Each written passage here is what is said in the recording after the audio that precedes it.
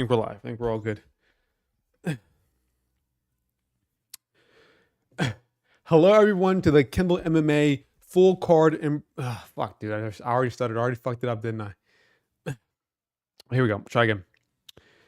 Hello, everyone. Welcome to the. Oh, I hate doing intros. I hate doing intros.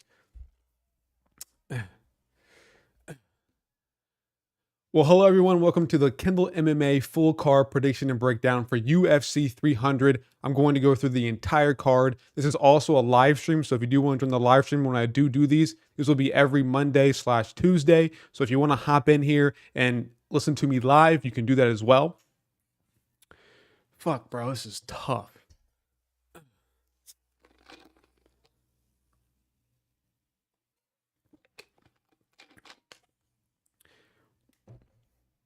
This is, excuse me. This is UFC 300, so it's going to be a very, very long live stream today. We're going to be going a lot of great fights that I have to break down here. A lot of kind of iffy fights as well. A lot of great fights that I have to break down here for you guys. It's going to be a treat to do this for UFC 300, but it's going to be an amazing card, I bet, with a lot of finishes, and I can't wait to get into it. So without further ado, let's dive right into these full card prediction and breakdown. I'm going to go through again the entire card. This is a very big card as well. It sucks that I have to do. It sucks that I have to do every. Oh fuck, bro! I'm not even saying at this point. It sucks that we have to have Figueiredo versus Garbrandt be the first fight on the card because that means I have to do the entire watch the entire card, but whatever. I also do live streams on fight cards. I also do live streams with the card every single weekend. So on Saturdays, if you're watching the card, come join me in my live stream as well, and we can have a treat and watch the fights together. So without further ado, let's dive right into these full card predictions and breakdowns for UFC 300.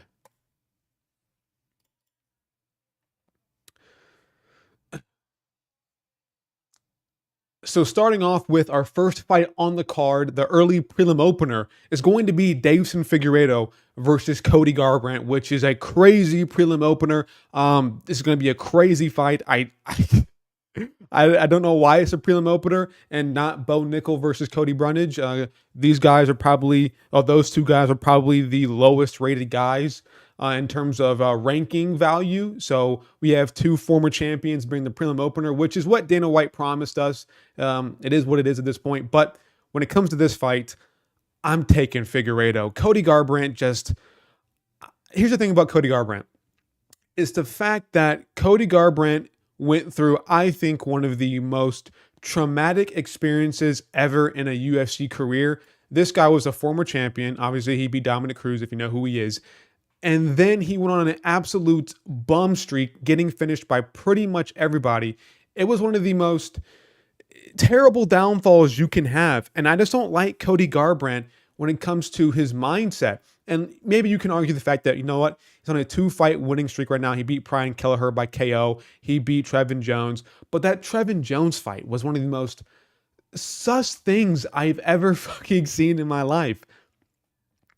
The thing about him versus Trevin Jones is the fact that he looked like he was just scared to get hit. Like he was just coping his way through the entire fight. And I just don't know how he's going to hold up against Figueiredo because now he's back in the mix. He's fighting number, I believe, 6 in the world ranking-wise, Deiveson Figueiredo.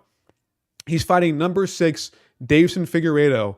And this is not Kelleher anymore. This is not a Sunsao. This is not Trevin Jones. And he has to find a way to get back into this. And I just know for a fact that after Cody Garbrandt, when he fought Rob Font, the way that he fought Rob Font was he was so desperate, like extremely desperate to beat Rob Font. He was willing to do whatever it took to beat Rob Font. He was grappling, he was striking, he was doing whatever it possibly took to beat Rob Font, and he still got his ass whooped. And we saw Figueiredo fight Rob Font. I think he fought a worse version of Rob Font, but still, I just don't think Cody Garbrandt trusts his chin anymore. I don't think he trusts his striking. And I think he's going to have nerves coming into this fight against Figueiredo. And I think he's going to actually not get KO'd, but I think he's going to lose a clear decision. He just throws so many hooks. He's a very hook-oriented fighter. And Figueiredo, he's open to getting hit. I firmly agree with that. Figueiredo is not the most defensively sound fighter in the world, but the same thing can be applied to Cody Garbrandt. And I just don't know. What's up, Anakin? How you doing, my man? I got Cody No Love. I'm just worried about how he's going to fare against Figueiredo. And just Figueiredo isn't really that powerful either. Like, who has Figueiredo ever finished? I think his last finish was Benavidez, which is not anything too credible. But I don't really see a finish happening for either guy, honestly.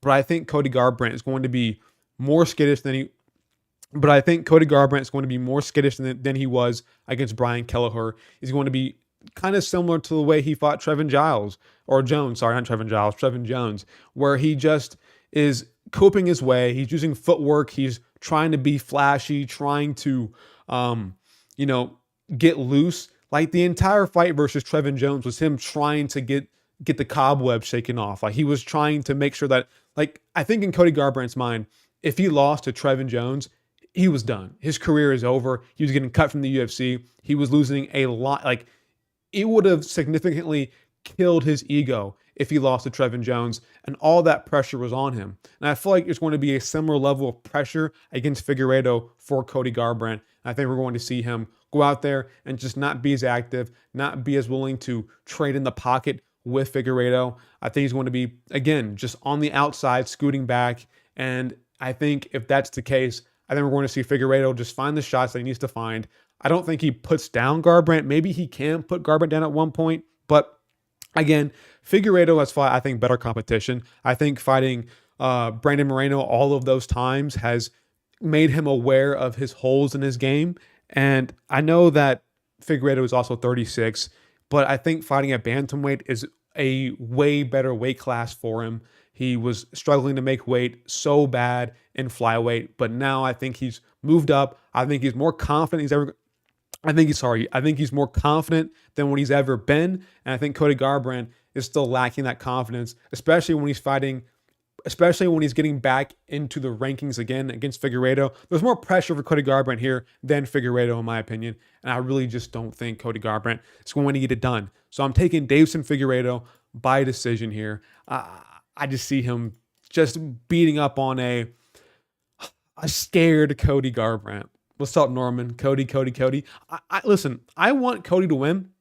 I think he'd be better for the sport. I think he's younger. He has more time left in the sport. But Figueiredo, I don't know. Did you accept my challenge? What is it?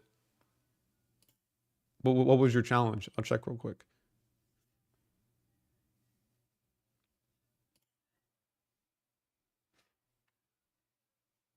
Yeah, my prediction ratio is so sad. I'm looking for it right now. How do you see challenges? How do you see challenges?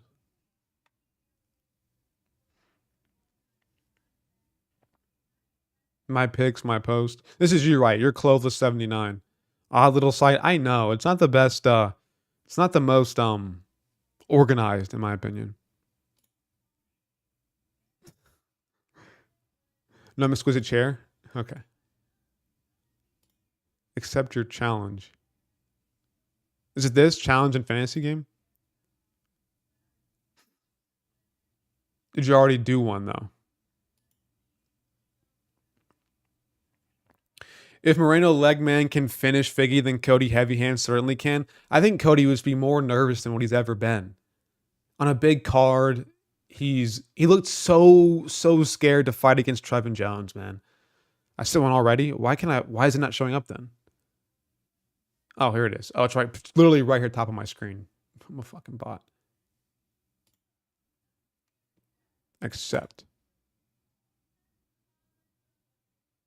Oh, I joined it. Let's get back to it.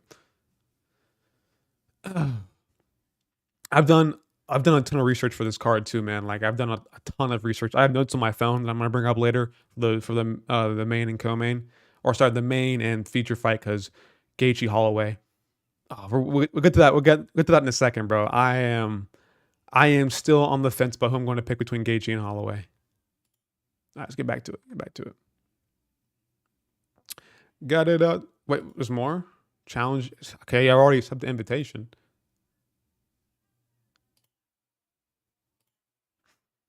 Okay, here we go. Okay, cool. I got it. So you picked Hill, Zhang Wei Li, Holloway, Oliveira, Brundage. You picked Brundage? Oh my god, you picked Brundage. Yuri, Aljo, Kayla Harrison, Lopez, Moicano, Andrade, Jim Miller, Cody Garbrandt. We'll see.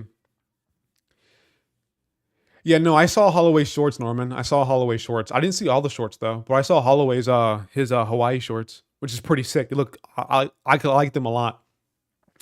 I'm interested in your thoughts on Harrison. Just watch some of her fights in LMAO. I'll tell you. I'll tell you. We'll get to it right now. We'll get to it right now. Actually,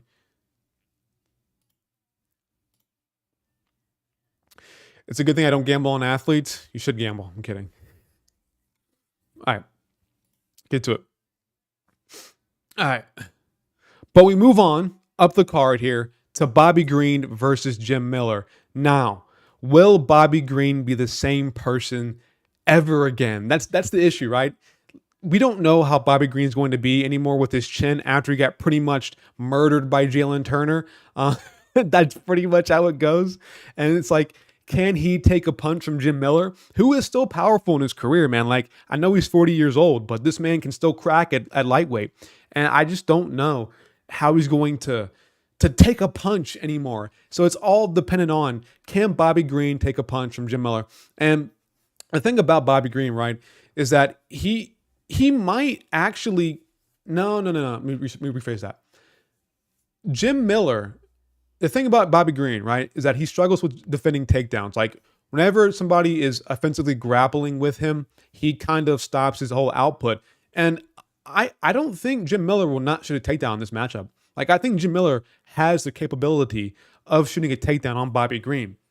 So if that is the case, then Bobby Green might be really limited in the striking department. But I think on the feet, Bobby Green is better. I think he has more capability of chinning Jim Miller.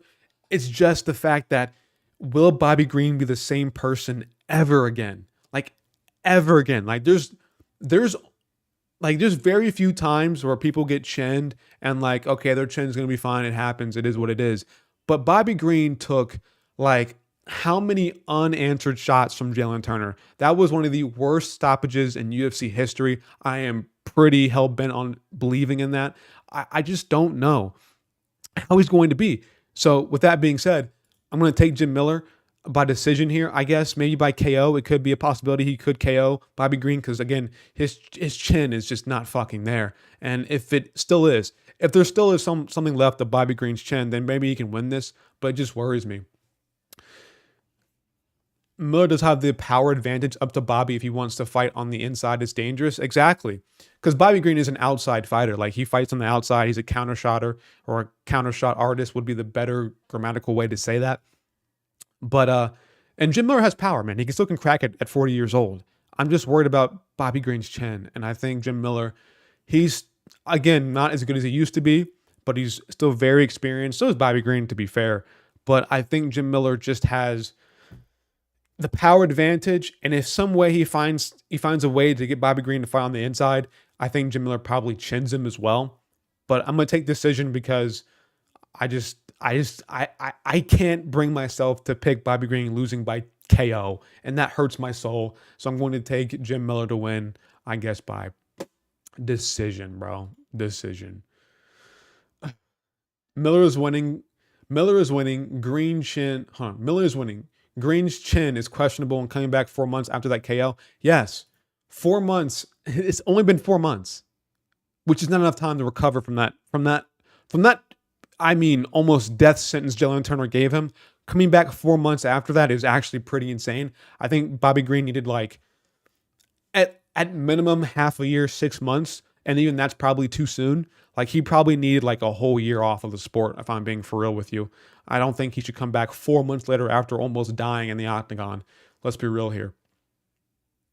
But we move on up the card to Jessica Andrade versus Marina Rodriguez. Now, logic would tell you, maybe, not once say logic would tell you, but logic would kind of tell you that Andrade should probably win this. She's only 32. She's been in the UFC for forever, but she's only 32. Um, the thing is about Andrade is the fact that she has power, but she can't fucking strike, can she? Can she really strike, bro? That fight against Yan Zhao Nan was like, what? You know what I mean? She threw like what, 4 lead hooks in a row, just spammed 4 lead hooks and then got chinned. You know? And meanwhile, like and Marina Rodriguez here, like she got outgrappled by Vernon Jandaroba. It is what it is, bro. You know, that's her. She has no future when it comes to.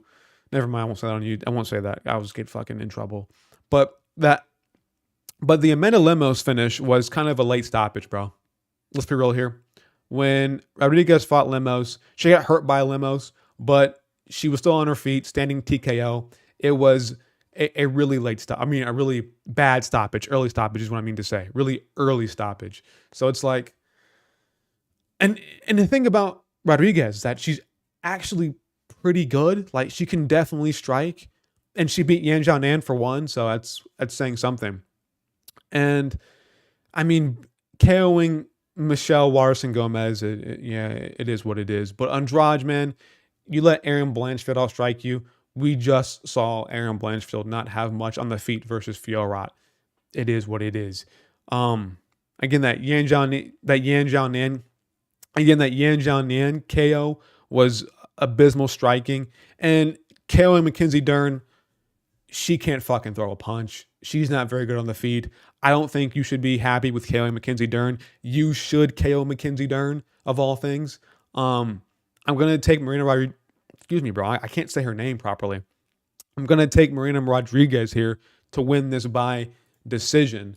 I'm just not trusting Andrade, man. Like her wins, like against Lauren Murphy, oh, big whoop. Against Mackenzie Dern on the feet, big whoop. And she's looking, and when she loses, it's like obviously like you're really not that good, you know?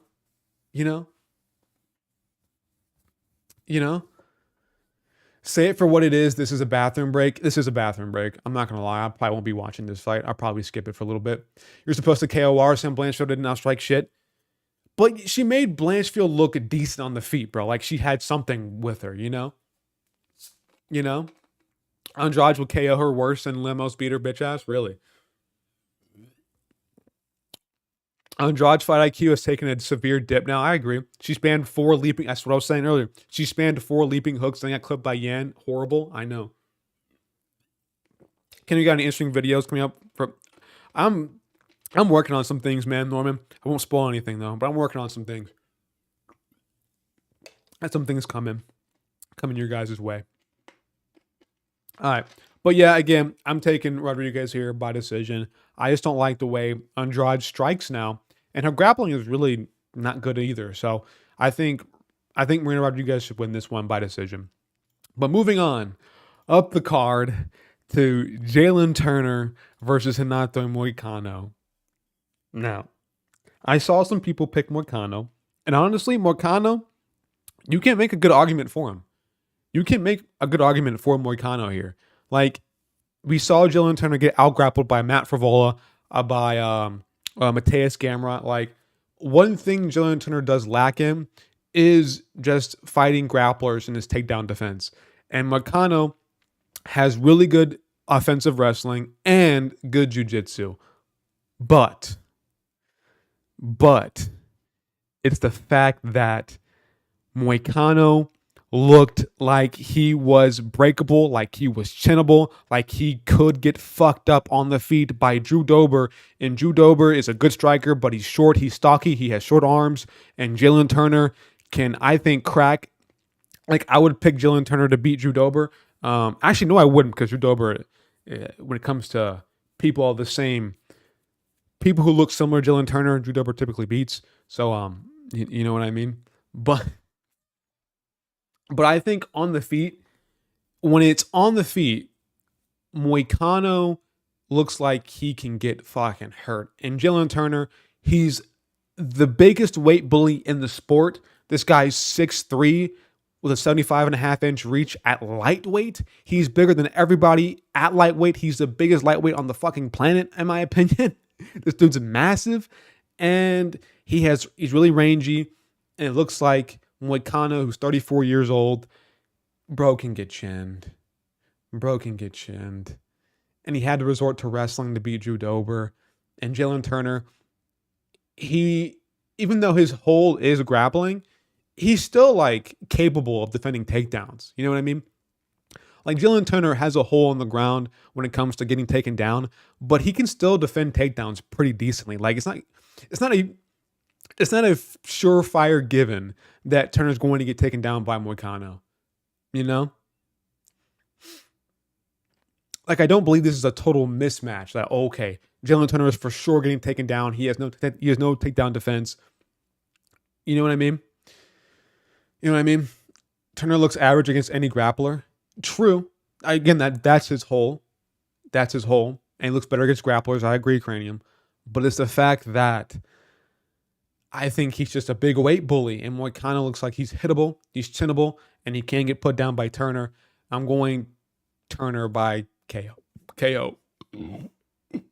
Oh, I do a soda, man. And I'm going Turner by KO.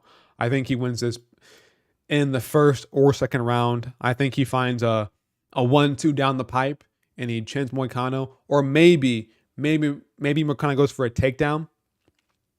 And maybe Moicano goes for a takedown.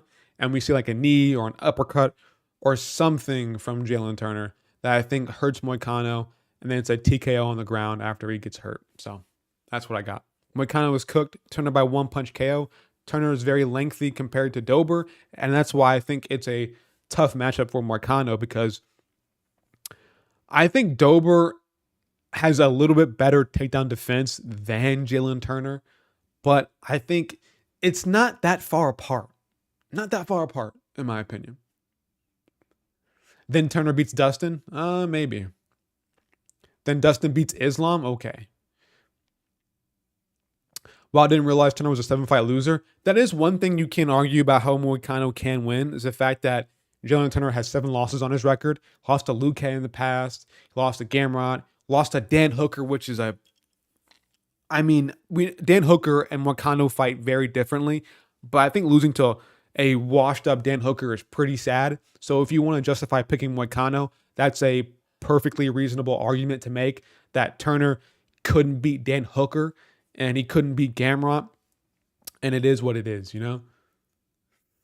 I think Moicano is going to lay and pray to a unanimous decision. Jalen only chance to finish Turner in the first, maybe. A washed-up one-armed Dan Hooker. Yeah, he was also one-armed as well, yeah. He broke his arm in that fight, and he still somehow beat Jalen Turner.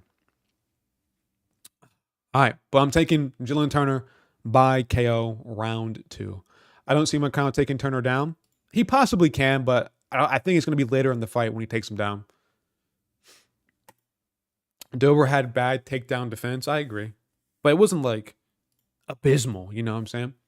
But we move on up the card to Sodiq Yusuff versus Diego Lopez. Now, this one's pretty tricky. And people are like really hell-bent on picking Diego Lopez here, but I don't think it's that easy. I don't think you can just pick Lopez and call it a day. It's an easy win for him. This is going to be a very tough fight for Lopez, right? It's either going to be a quick first-round finish for Lopez or a very, very tough fight, right? Because here's the thing about Lopez. I'm sorry. Here's the thing about Sodiq Yusuff, right? Coming off a 5-round war against Edson Barboza, where he got spinning wheel kicked, hurt, got knocked down by a spinning wheel kick from Barboza, took a ton of damage, lost that fight to Barboza. It seems like Yusuff is chinny, or at least chinnable. And here's the thing about Lopez. This guy is going to be a nightmare first round for Sodiq Yusuff. He's going to be, pulling off submissions, going to be very explosive in the first round. Lopez's best chance to beat Sodiq Yusuff is in the first round. In the first round. And the thing about Yusuff, man, I don't like the fact that, who did he fight? He fought somebody. Alex Caceres. That Alex Caceres fight was pretty suspect from Yusuf. Let's be real here. Pretty suspect. You made it close against Alex Caceres, the vegan. I don't know, man. Like, it looks pretty tough to me. I have Lopez winning. Sadiq took damage from Edson fight, and Edson almost KO'd Sadiq. Yeah. Yusuf gonna expose Lopez as long as he avoids wild exchanges. Yeah. Sadiq lost to old man Edson, and Sadiq should have finished him. Yeah. The guy Sadiq beat after Alex is not gonna. The guy Sadiq beat after Alex is not a good win. That was on short notice though. Don Shanis, he won by guillotine choke, but Don Shanis was a short notice opponent. Like I forget who we had booked first, but then they pulled out, and then he had to fight Don Shanis, I believe. So it is what it is with that one. That one I believe is a wash. But Diego Lopez, I think at some point, like I'm not fully invested into Diego. Excuse me. I'm not fully invested into Diego Lopez just yet. I do believe there are some holes in his game, and I do believe somewhere down the line there will be somebody who will beat him in the top of featherweight. But do I believe that guy is Sadiq Yusuf? I don't think so. I think Diego Lopez is good. I think he's explosive in the first round. And I think Sadiq Yusuf, coming off a 5-round war where he get hurt a lot by Edson Barboza, is going to make him a bit more jittery in the first round. And he might not be fully switched on. When you fight a 5-round fight going to a 3-round fight, there's a different shift, man. Because in a 3-rounder, it's more go time. It's more now. And a 5-rounder, it's more like, okay, let's do it. In a 5-rounder, it's more like, let's take this first round, the filling out process. Let's take it slow, figure out what we're going to do, stick to our game plan. And after that, the fight just goes on how it goes. But in a 3-rounder, it's like, now you have to go, unless you want to have a boring fight. But for the most part, with Diego Lopez especially, it's going to be immediate fighting. No filling out process. Immediate fucking hands being thrown. Immediate takedowns, submission attempts. It's going to be a fiery first round, I believe. And I don't believe Sadiq Yusuf is going to be able to survive that first round because he's going to be a bit too slow and not fully switched on. This is the only fight with no implications. I guess a ranking spot. Is Diego Lopez ranked? He might be. So with that being said, I'm going to take Diego Lopez by first round KO. I'm not fully sold on him again. Like, I'm not for sure Lopez goes on to be a top 5 guy, but I think he can get past Sadiq Yusuf here. Lopez beat Dochin Sabatini and Over the Hill Tucker. Bro's getting exposed again. He could possibly get exposed by Sadiq Yusuf. Like, he could get fraud checked by Sadiq Yusuf. I wouldn't doubt that entirely, but I'm going to put my faith in Lopez here to get it done by a first round KO. Moving on. Up the card. Kayla Harrison versus Holly Holm. Now, before I dive into this fight, the real question is, can Kayla Harrison make weight? That's the whole thing. Because I believe Holly Holm said if Harrison doesn't make weight, she's pulling out, which is pretty soy. I'm not going to lie. But if Harrison makes weight, she's going to beat up this 42-year-old woman. I hate to say it, man, but Kayla Harrison, she's on testosterone, man. I hate to say it, bro. Like, she has good takedowns. She's good. She just needs to make weight. That's really her only issue right now. Is she the best women's fighter I've ever seen? No. But Holly Holm is 42 years old. 42. Oh, shit. God damn it. Fuck. I didn't realize my camera went down. Fuck. I have to chat for a second.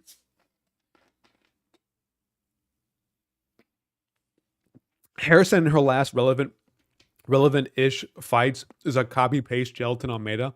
Now, since she's a woman, there's a possibility no one will make her pay for their style like Curtis and Gelatin did. And I agree. I don't think I don't think there's anybody that could possibly, like, punish Kayla Harrison for her takedowns.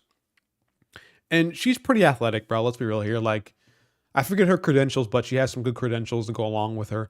And it's all about the weight cut. Can she make weight? And if she makes weight, I don't think Holly Holm can ever punish her for shooting a bad takedown or a bad time takedown or whatever. I think Holly Holm is 42, not much power in her. I think she's done. She's a clinch fighter pretty much. And I think Holly Holm being predominantly a clinch fighter versus Kayla Harrison is going to be her downfall. All she does is clinch up Holly Holm. So if she wants to clinch up with, excuse me. So if she wants to clinch up with Kayla Harrison, I don't see her. I don't see her having any success. Simple as that. Simple as that. And I think this is going to be another probably really boring fight. A really boring fight. Let's not forget judo weight cutting is pretty darn rough because you have time. Let's not forget judo weight cutting is pretty darn tough because you have time. You have time make weight 1 to 2.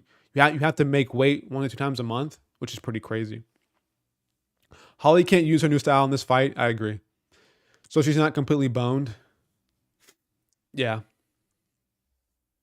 I don't know. This is Kayla Harrison's big moment as well. It's our UFC debut. She wants to be champion. I think she has more confidence, and I think she has more reasons to win or to beat Holly Holm than Holly Holm. Holly Holm, I mean, she lost Maribela Silva, which got overturned, but she lost that fight by standing ninja choke. She lost to Ketlen Vieira by split decision. I truly believe that Holly Holm, in her mind, I think she's fighting for money at this point. It's like she's fighting just to have fun or just to like be in the game still.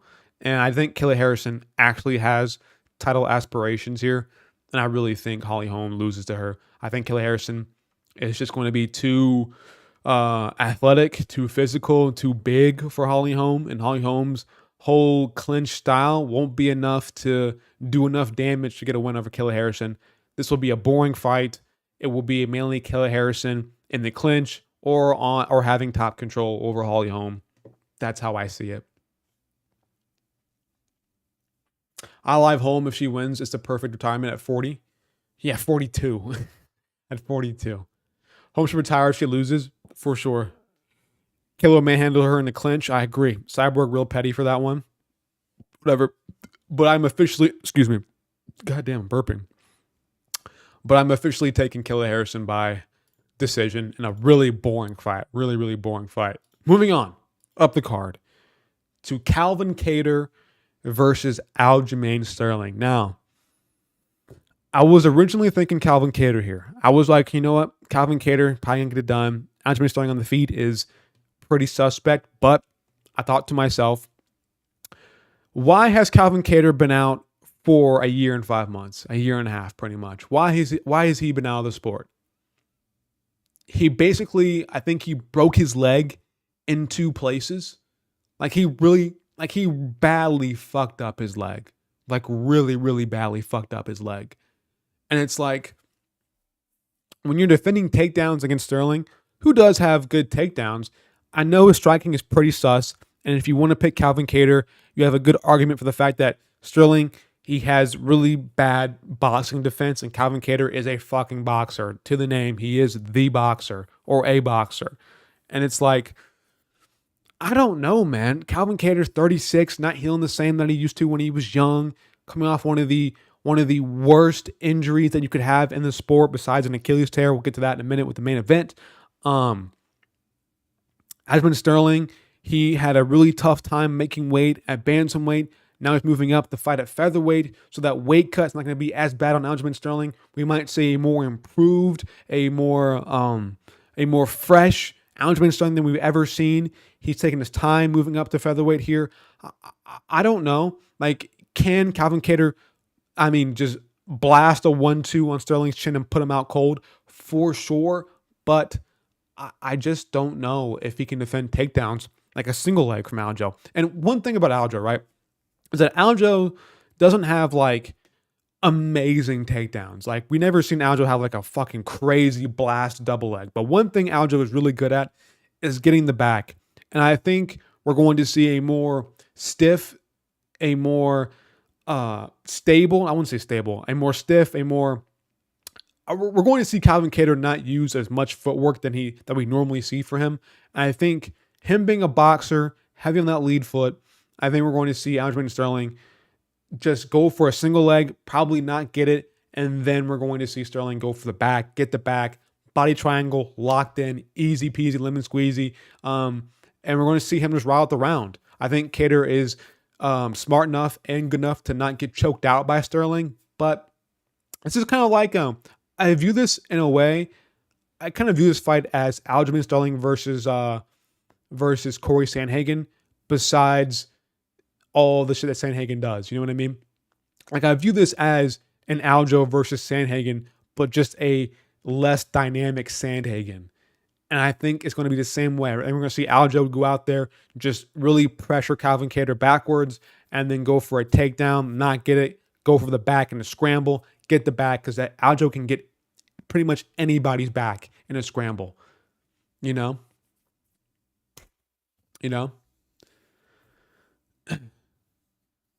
If Calvin somehow chin Sterling, that would be sad. I agree. If Kattar is fully recovered, I think this will look similar to Zabit versus Kattar. Kattar has solid wrestling defense. He stuffed all but one of Zabit's takedowns and all of Emmett's takedowns. I agree. No weight cut. Aljo's a demon. Aljo playing striking with O'Malley isn't what Aljo ever does, and I don't think he'll do it again. He sticks to his plan, submits Kattar. I think he rides out on the back for 3 rounds, honestly. Sandhagen's left hook to the body is nasty. Sandhagen is good, man. He's good. But then again, Calvin Kattar. It's been a year and a half off the sport, man. How rusty is he going to be? I think he'll be pretty rusty. I'm going to take Aljo here. I'm going to take him by decision. I think every single round he finds a way to get the back of Kattar and then just rides out the round and winning by a unanimous decision. That's what I got. The fuck is going on outside? My bad. Calvin ain't knocking him out unless Aljo does something stupid like overextend a punch, which he can do. Like Aljo can have a dumb moment and get knocked out by Calvin Kattar. But I think we're going to see even Calvin Kattar, I think he'll be more reserved from the takedowns, right? I think he'll know that Sterling's going for his back, that Aljo's trying to get his back or trying to take him down. I think Kattar's going to be more aware of the takedown threat. He won't punish Aljo for making a bad striking decision. You know what I mean? Calvin just has to give a lot, like how O'Malley did and beat him at range. Yeah, I think he'll be more reserved, and I don't think he'll be throwing as much punches or throwing as many punches. I think he'll be very. I think his pacing will be very slow. Be very, very slow. And with that broken leg and that injury, he might just be done at 36 as well. I'm going to take Sterling, who's going to be, I think, healthy and ready and hydrated and going to be just a different breed of Aljo, in my opinion. So I'm taking Aljamain Sterling by decision to get this one done. Moving on, up the card, we have Jiri Prochazka versus Alexander Rakic. So I think this is a bad matchup So I think that this is a bad matchup for Jiri. I really do think it's a bad matchup. I think it's a terrible matchup for Jiri. Really bad matchup, man.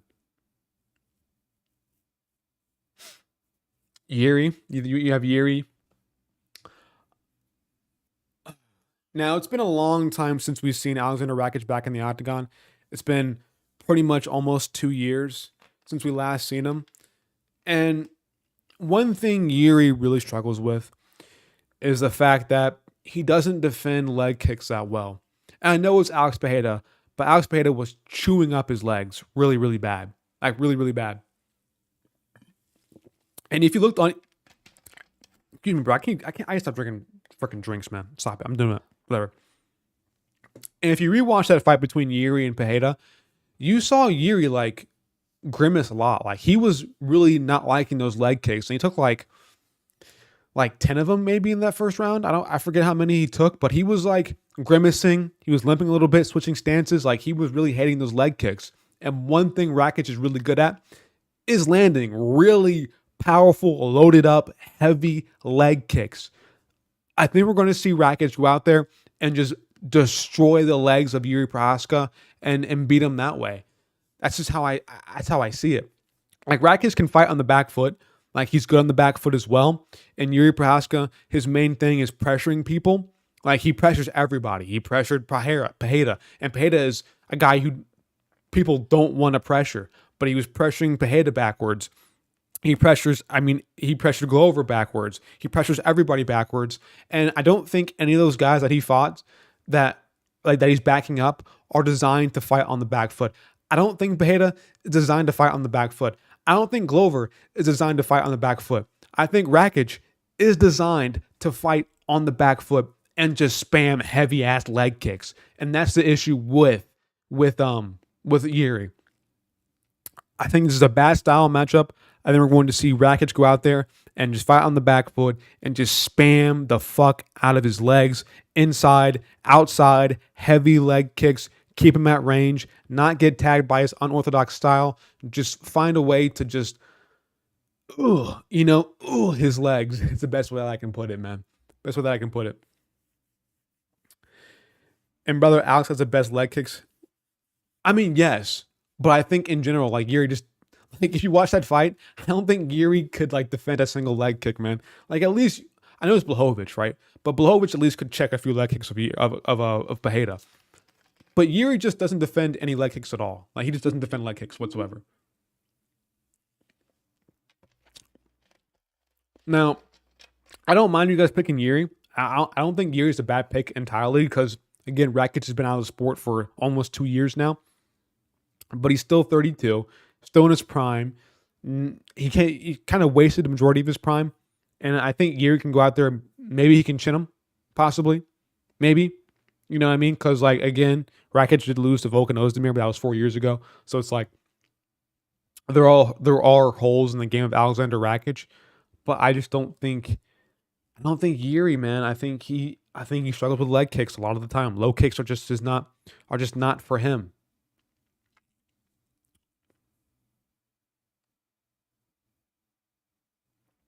And I forgot to mention this. Rakic can grapple. I forgot about that. He can grapple. He took down Blachowicz as well in their fight. Took down Blachowicz, and he can possibly take down Yuri as well. You know what I mean?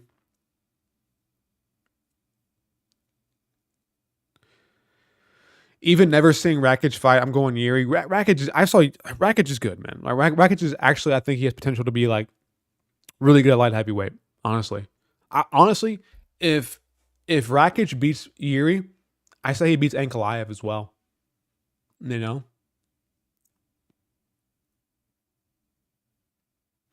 Rakic ain't Pereira, little bro. You getting Prohaska? Maybe. I got Rakic by UD. Horrible matchup for Yuri. I agree. I think it's a terrible matchup for Yuri. I think most other fighters, if it wasn't Rakic, I would take Yuri. But I think people are disrespecting, bro, Rakic, man. I feel like a lot of these guys haven't seen Rakic fight in 2 years. So like, okay, it's an easy Yuri win. Yuri's been active, you know? But I don't know, man. Rakic has good takedowns. He has good leg kicks, and that's a really bad matchup for Yuri Prohaska. I'm gonna take Rakic here. Take him by KO, second round. After beating up his legs really bad and landing like a nice hook or something like that. Good night, Norman. I'll see you later, man. Good night, brother. You're gonna samurai his way through Rakic. Little bro was retired for 2 years. I have an exam on the day of 300. We'll see what happens. Oh, that sucks, bro. That's terrible. That's terrible, man. I got you. But let's move on to the main card. The main card of this amazing card. I know I'm saying card a lot, but we got Bo Nickel versus Cody Brundage. Do I really need to even talk about this, man? Like, this is like probably the easiest. Sorry, I'm showing you guys real quick. This is probably the easiest pick of my life. Sorry, not by decision. Let's just go by KO. I should just go by sub.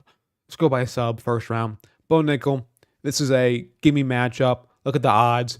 Minus 25,000, Like, this is a cupcake matchup for Bo Nickel. Cody Brundage is shit. Lost to Cedric Dumas. Dumbass. Lost to him. He beat Jacob Malkoon by getting his ass beat.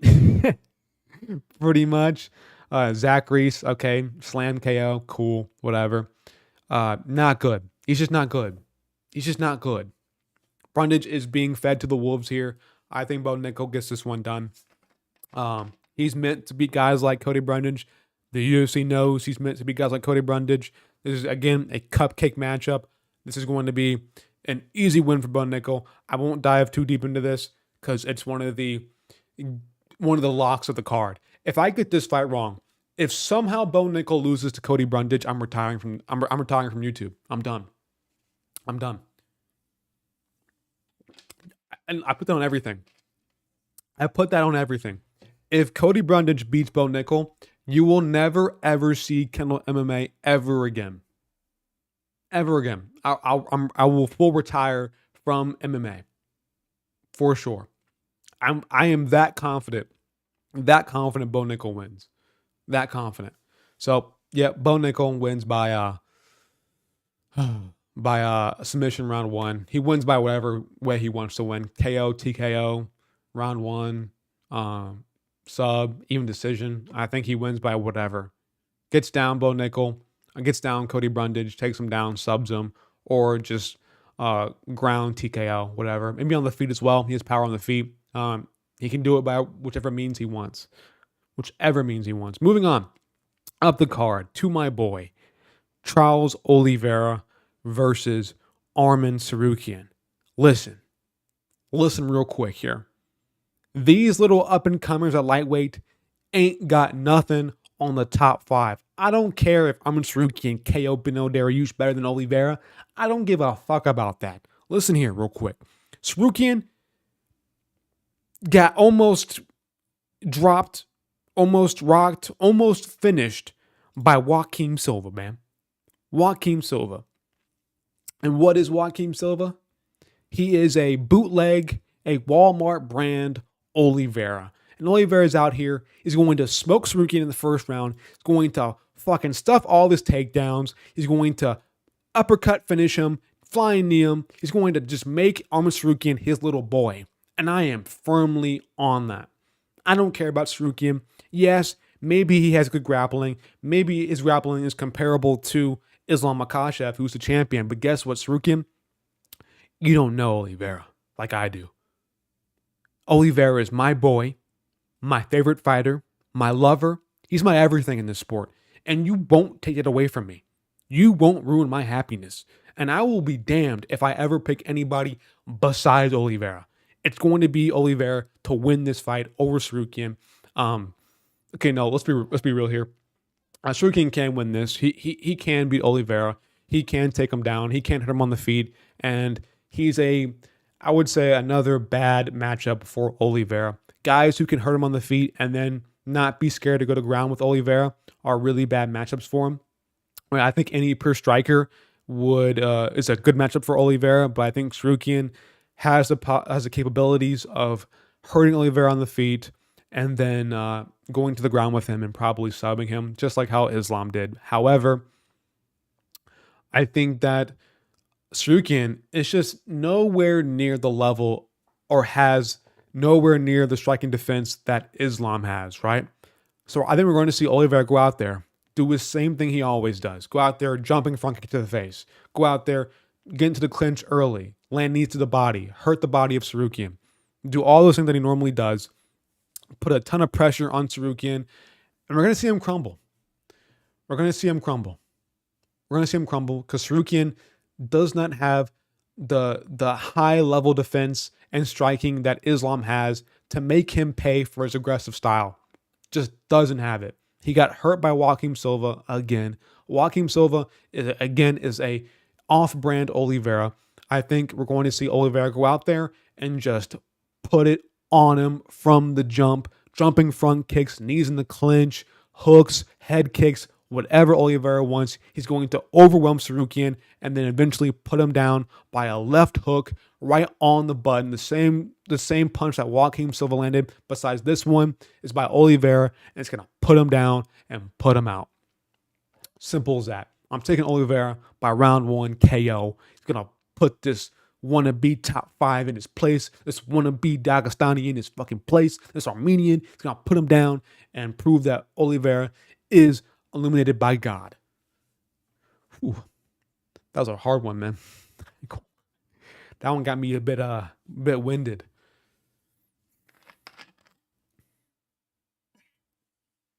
Never forget, Gaethje claimed Charles to have the heaviest hands in the division. I felt like lightning, he said. Olives is the comeback king, knock him down. He get up and finish. True. I'm more confident in Oliveira now than ever. Sorokin isn't a better striker or a better grappler than Olives. I agree. Left hook knockdown to submission finish by Charles Zubronx. I like it. I like it, Cranium. I like it. Well, you move on. Up the card. 2. Justin Gaethje versus Max Holloway. Now, this one, I've been going back and forth a lot. I've been going back and forth a ton about who I think is going to win this fight. I don't know. Because, listen, I watched a bunch of film. I'm biased here. I like Max Holloway. I watched Justin Gaethje film purely to find reasons to why Max Holloway could beat Justin Gaethje. I simply watched his film being an absolute hater, pretty much. I sat here and I went through Justin Gaethje versus Poirier. I went through Gaethje versus Fiziev. I went through all of these fights to prove that Holloway could beat him. I was being so biased. And guess what I found? Oh, I got a burp.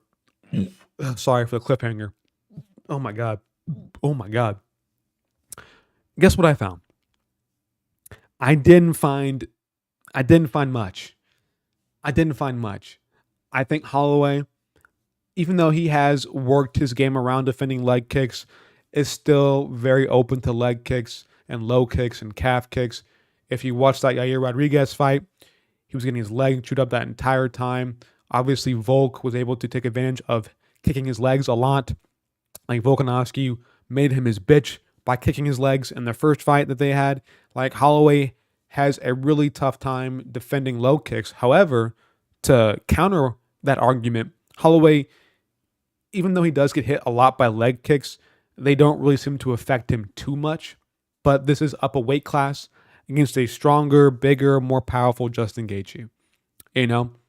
And even though Gaethje, I think so far in his career, since he kind of had this whole epiphany and changed his whole style, he has found a way to not incorporate as much low kicks because he's trying to be more reserved on the feet, more patient on the feet, and not be as wild as he once was. So low kicks have kind of been, they're still a part of his game, but they're not as dire as they once were when he fought Dustin Poirier for the first time. Like, when he first fought Dustin Poirier, Gaethje was like, you know what, I have to land a low kick every 2 seconds. I have to always throw low kicks. Now it's more like, you know what, I'll throw a low kick when I feel like I want to throw a low kick. So, with that being said, Gaethje is probably going to chew the fuck out of Holloway's legs. Probably going to really mess up his legs. When it comes to exchanges, I think Holloway has the advantage with chin, obviously. I think Holloway's chin is way better than Justin Gaethje's. Holloway has one of the best chins in the UFC. I just don't know if he can, because he really had an issue against Poirier with the power. And Gaethje, you know what? Gaethje has power. And I know it's not like the craziest power of all time, because you know what? Who has Gaethje finished besides Poirier recently? You know, like, he couldn't finish Fiziev. He couldn't finish Chandler. Couldn't finish Oliveira. That's the Beeb, whatever. Like, Gaethje's power, like, he has power, but he hasn't really shown it off lately, you know, with his recent fights. And so that means that I probably have to take Gaethje to lose this fight versus Max Holloway. I don't give a fuck, bro. I'm taking Max Holloway all damn day.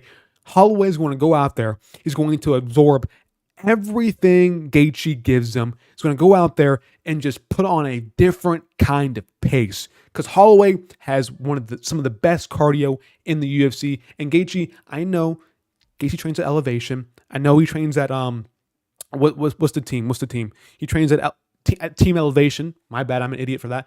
But I know Gaethje trains at Team Elevation. Holloway still has better cardio, still has better striking offense. I think he's going to go out there and put on just a crazy pace versus Gaethje, gas him out, and then just completely butcher him in the third round. Just nonstop body shot, headshot. Calvin Kattar his ass. Gaethje can't take it because Gaethje does have a pretty suspect chin. Eventually, Max Holloway, with his pillow hands, is going to put pillows or bricks in his pillow hands and then just hurt Gaethje at one moment and then finish him on the ground. Third round TKO for Max Holloway with this new fucking Hawaiian shorts. Yeah. Yeah. I'm thinking Max Holloway to win this fight.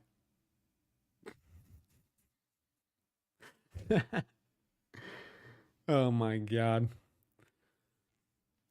Dude, I'm losing breath, man. This is hard to do this, man. I ain't gonna lie. This is a tough card.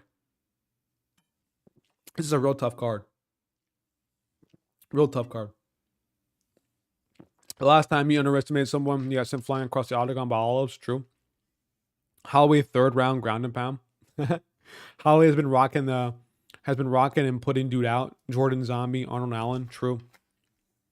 And also one thing, man. One thing I forgot. When Holloway first moved up to lightweight to fight Dustin Poirier, he was on short notice. He wasn't built for the division. It was a flabby Holloway, like a flabby Holloway. But this new Holloway has taken his time, actually put on some muscle for lightweight. He's looking pretty jacked. I ain't gonna lie. I saw the pictures of Holloway. He's looking in shape. He looks like a lightweight. Simple as that. I think he's ready for Gaethje. He's going to go out there. He's going to put on a pace, pressure him backwards, and then make Gaethje crumble and fall to the ground. TKO Holloway.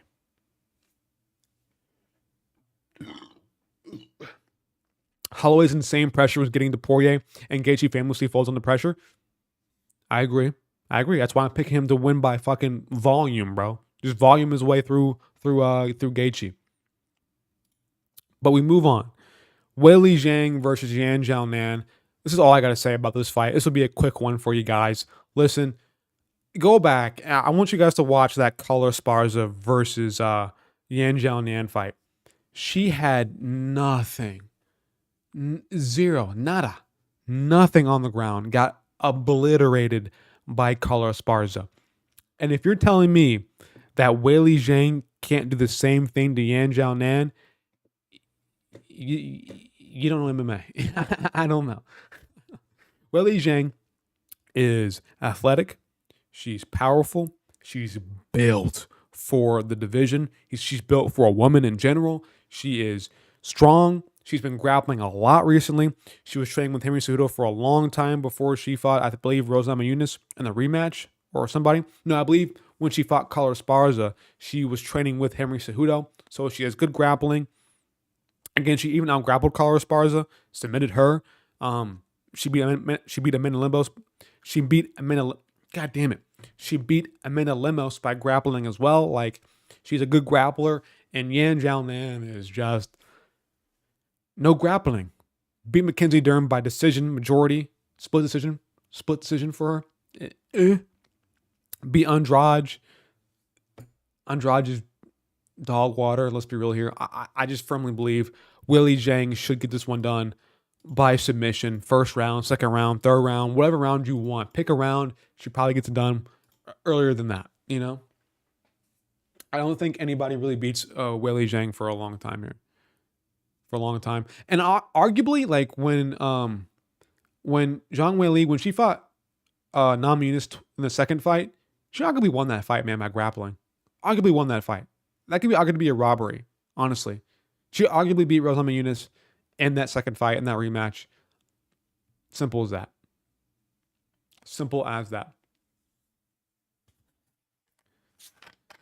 Oh. Weili put on a Khabib level performance against a dangerous Lemos. True. All right, now I have notes for this main event, so I'm gonna pull out my notes real quick. I'm gonna pull out my notes. So I have notes for this, man. I've done film review, dude. I've been grinding this card, man. I know what I'm fucking talking about. Okay. Like, listen, look at my notes, bro. I got notes for this shit, bro. I am fucking I got fucking notes, bro. Oh shit. I got notes. I got notes for this shit. I am here I've done my research. I've done my research. But we move on to the main event: Alex Pereira versus Jamahal Hill. Now, here's the thing. I went back, and of course, I've done my research. I've watched a ton of Pereira film. I watched him versus Blachowicz. I've watched him versus who else did I watch? I watched him versus Yuri Prohaska, obviously. And some things I noticed about Alex Pereira, right? Some things I noticed. He can't fight on the back foot. It's one of his biggest weaknesses. I think whenever he's on the back foot, his output just goes away. Like, he has very little output a lot of the time. But when I was watching that Yuri fight, one thing that I did notice was whenever Yuri, it was very, very seldom and very, very few times he did this, but whenever Yuri would go to the southpaw stance and he would pressure back Alex Pereira, Pereira would immediately go for a left hook, like almost on cue. Southpaw, left hook. Southpaw, left hook. And I think Jamahal Hill, being predominantly a southpaw, is going to leave him open for that left hook, because one thing Jamahal Hill does really awfully, if you watch back his fights, his lead hand, his right lead hand in a southpaw stance is always down. Always down. It's really bad from Jamahal Hill. He'll be, sometimes it's like not at his waist. If he's tired, it's at his waist. But when he's early in the fight, it's usually like, it's just somewhere down, like at like ribs level. And that leaves him open to getting left hook KO by Alex Pereira, who is in his brain. He's ingrained to go for a left hook versus a southpaw who is pressuring him backwards. Now, can Jamahal Hill survive? Because Jamahal Hill has a good chin. Let's be real here. Jamahal Hill's chin is pretty fucking solid. He ate clean hooks from Glover Teixeira that entire fight. So Jamahal Hill has a great chin. Let's not forget about that. So can he survive Alex Pereira's chin? I think he can. I think he doesn't get finished by Pereira. I don't think he gets KO'd by him at all. But I do think he has issues in the striking with him. But back to Pereira and some of his issues that he has. Again, whenever he's being pressured, he has very, very sloppy defense. He like freezes at times. It's very weird from Pereira. If you're pressuring Pereira back and you throw a feint at him, he just freezes. It's just like he holds his hands up. His guard is very open to 1-2s, down the pipe, straights. Like Pereira, his defense is just so open, and he freezes a lot whenever somebody throws feints at him. It's just really tough to really understand like who's going to win this. There's like just good arguments for both. There's really good arguments for both, and I think it really comes down to, is Jamahal Hill ready to come back after his Achilles tear? Is he ready? Because one thing Jamahal Hill does very well, and does a lot in his fights, is whenever he sees a punch coming his way, he backs up. I mean, like at least 3 steps, but it's in 1 step. Like he flies backwards. I think that's why he tore his Achilles, because he's so heavy on using his Achilles when he's backing up and moving in. Like moving in and out, he's covering a lot of distance, moving in and out of the pocket with people. And I think that's why he tore his Achilles, because he was not in shape anymore after he won the belt, and he was just moving in and out too much. So with that being said, how is Jamahal Hill's Achilles going to hold up with his movement and his style? I don't know. And I don't know how he's going to hold up, if I'm being honest with you. I think it's just too early for Jamahal Hill, if I'm being for real with you. I don't think this time, he fought a year and 2 months ago. I think he tore his Achilles like 6 months after that fight versus Glover. This might be a bit too early for him, for Jamahal Hill. And that could be his downfall, man. That could generally be his downfall. This might be a bit too early for Jamahal Hill to come back. And it's like, Jamahal Hill, he fought Thiago Santos. And Jamahal Hill is actually really good. One thing about Jamahal Hill that I really rate about Jamahal Hill, let me start over real quick. And one thing about Jamahal Hill, when he fought Thiago Santos, he actually has decent inside low kick defense. Like he can defend low kicks that come from the inside. But when it comes from the outside, Jamahal Hill doesn't defend those well. If you watch back Jamahal Hill versus Thiago Santos was landing a lot of outside low kicks on Jamahal Hill. And I know Pereira, in the stance, he's more orthodox. Jamahal Hill is obviously a southpaw. It's going to be very, very, very weird for Pereira to land outside leg kicks on Jamahal Hill. But again, he's a two-time Glory kickboxing world champion.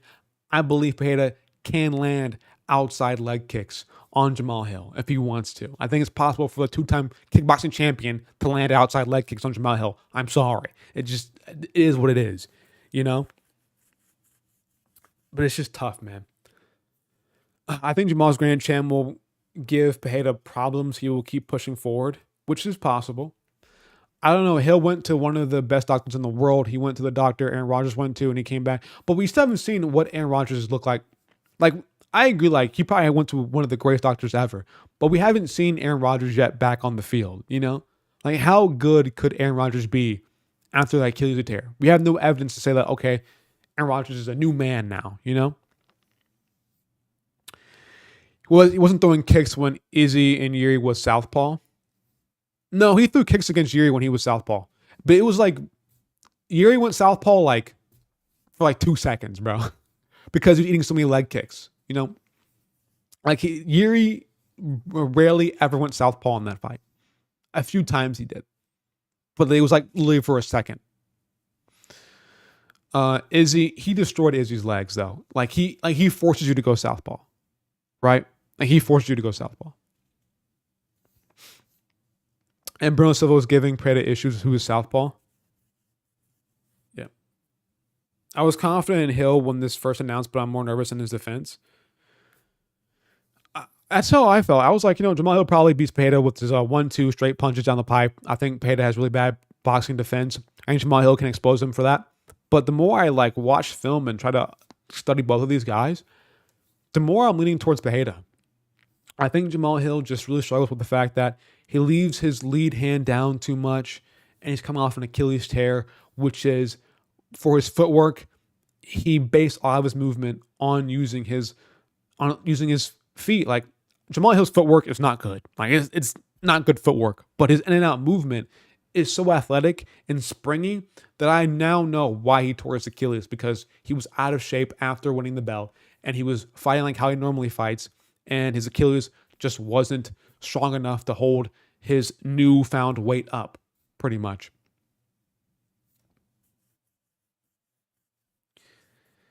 Me watching the Yuri and Jan fight makes me more confident he'll get it done. Because I will say this, Zay.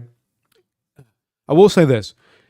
Yuri arguably was beating up Pereira. Let's be real here. Yuri was kind of beating up Pereira before he got finished. You know? He was pressuring Pereira backwards. He was landing good shots. He was landing good hooks around the guard of Pereira. And Pereira had really no answer besides going for that left hook whenever Yuri went southpaw. So I can see that. I can see you watching the film and being like, okay, Yuri was kind of beating up Pereira, so Jamahal Hill probably beats him. But this is a game of style. And I think Jamahal Hill has a good style to beat Alex Pereira, but I also think Alex Pereira has a good style to beat Jamahal Hill. That's where I'm at with this. From all the film that I was at work for 7 hours, 8 hours Monday. I spent 8 hours watching film, watching these two guys fight. And what I came from it is that and when I got out of it was that both of these guys have holes in their game that the other one can exploit. That's what I got out of it, man. It's tough. It's really tough. So with this being said, man. So with all this being said,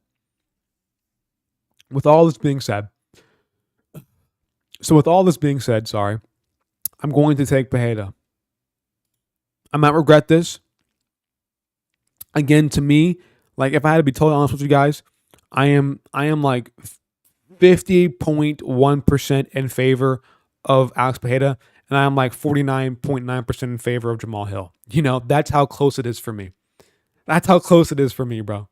That's how close. It is that fucking close. I'm not saying here Pereira's gonna smoke Jamahal Hill. Like, if Jamahal Hill wins, I guarantee you it's because he exploited the straight shots versus Pereira and he punished him for that. If Pereira wins, it's because Jamahal Hill was dropping his lead hand too much and got caught with a left hook. You know, that's just how I see it. That's just how I see it. It depends on who can use their game plan to more advantage. And I think Jamahal Hill having his hand down, it's just ingrained in him, man. It's more of a bad habit that he has. And I don't think Pereira has really that bad of a habit with his defense. I think he just holds his hands up weird. I think it's just like, that's just who he is as a fighter. I think the straight shots versus Pereira, it's just who he is as a fighter.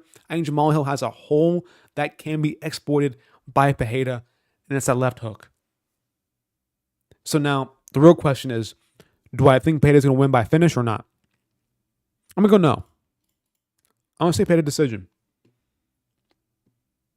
I'm going to say Pereira decision.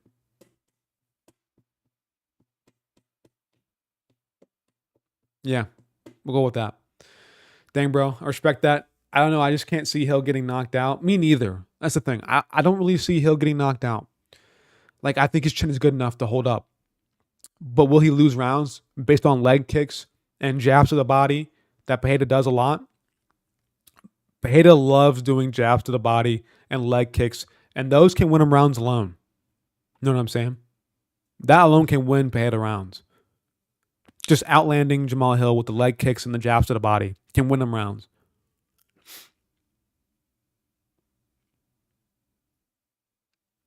Yeah, it's tough, bro. Because he has his hands down against grapplers to defend the takedowns. I mean, yeah, but even when he, like, no, it's just like natural, man. Like, I know he's fought a lot of grapplers recently, man. Like obviously he fought Glover, he fought Tiago Santos, who was shooting takedowns on him. He fought Johnny Walker, who honestly isn't a grappler. Jimmy Crute's a grappler. Like, he's fought a lot of grapplers in his career so far. So I understand your point, Zay. The fact that like his hands are somewhat down because he's trying to defend takedowns, but I don't know, man. When he's throwing his 1-2, that hand is down. That hand is down. That's a natural habit. That is not grappler oriented. That's a natural habit. For me, I got 90% Hill, 10%. That's what you're way too confident on Hill, man. You're way too confident on Hill. I don't mind you picking Hill, but 90% Hill is, I think, pretty wild, pretty crazy. But with all this being said, I'm going to take Pereira by decision. It's tough. Jamahal Hill can win. Again, I'm like 50.1% in favor of Alex Pereira and 49.9% in favor of Jamahal Hill. That's just how I see it. It's tough. It is what it is. I don't think Pereira finishes Jamahal Hill, but I still think he finds a way to get it done by using jabs to the body, low kicks, outside low kicks on Jamahal Hill. Jamahal Hill can't be as explosive and as fast as he once was after tearing his Achilles. I think Jamahal Hill will also be a little bit too bigger than what he was. I think he might. I think Jamahal Hill will not have as good as movement as he once had with his Achilles tear. I think we're going to see Jamahal Hill just not be what he once was before he tore his Achilles. And we're going to see Pereira exploit his lead hand being down and landing left hooks, jabs to the body, and low kicks. I think he wins by decision. I think Jamahal Hill's chin is too good to get knocked out by Pereira, but it will be a close 48-47 decision in favor of Alex Pereira, with Jamahal Hill winning the last 2 rounds. That's what I think. So with that being said, okay, so that's it. I can't do any more. My fucking brain is overloading. I've been fucking doing predictions for an hour 14, talking for an hour and 15 minutes straight. It is what it is. So that is my official predictions for this card. This is a long video. It's gonna be a very long video. I will upload this probably around midday tomorrow. Probably around like 2 p.m., 3 p.m. maybe if I can get up early enough. But this will be uploaded. I'll leave the stream up for now until I get the video fully done and edited and then uploaded. But yeah, that's pretty much it. Also, join my topology group.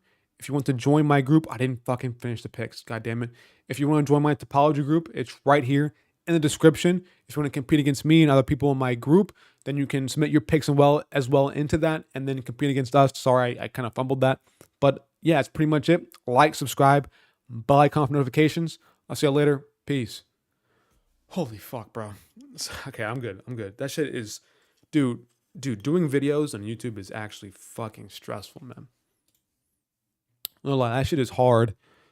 That shit is hard, man. Oh, this is what it is. This is what it is, man. Relax, bro. Shit is tough, bro. It's hard talking like that for hours.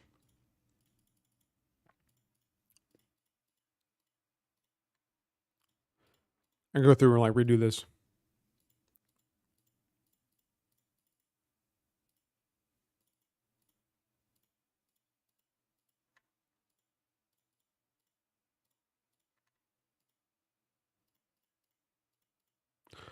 Whew. Well, boys, I'm gonna hop off stream as well. Thank you to everybody who came into the live stream and like shared their opinion.